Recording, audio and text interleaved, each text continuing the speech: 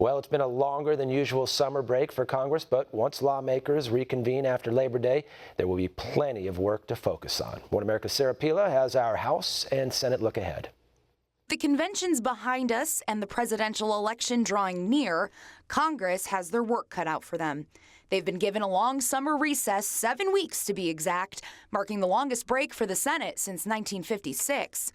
After leaving D.C. in mid-July, a stack of unfinished legislative business remains, like funding for the Zika virus, gun violence, and spending bills to push through to avoid a government shutdown. The fiscal year ends September 30th, so the clock is ticking. Congress will then break again in early October and come back after the election. So with roughly a month to make progress, will Democrats and Republicans be able to work together? Before the summer recess, President Obama asked Congress for $1.9 billion for Zika prevention. This is actually something that we could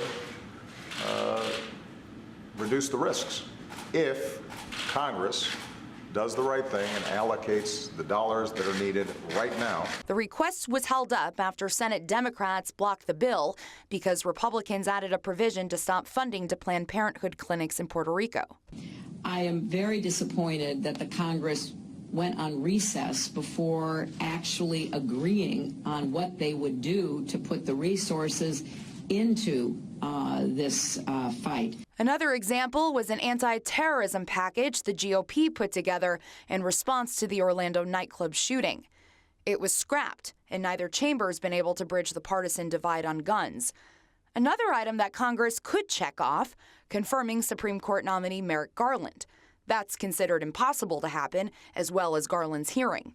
Senate Majority Leader Mitch McConnell has said this Senate would not be filling the seat left by the late Justice Antonin Scalia.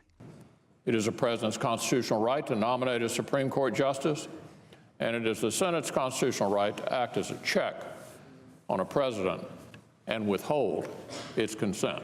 And then, of course, are the 2016 congressional elections, and which party will control both chambers. The GOP keeping control of the House is considered pretty safe, while Democrats have a better chance of taking back the Senate.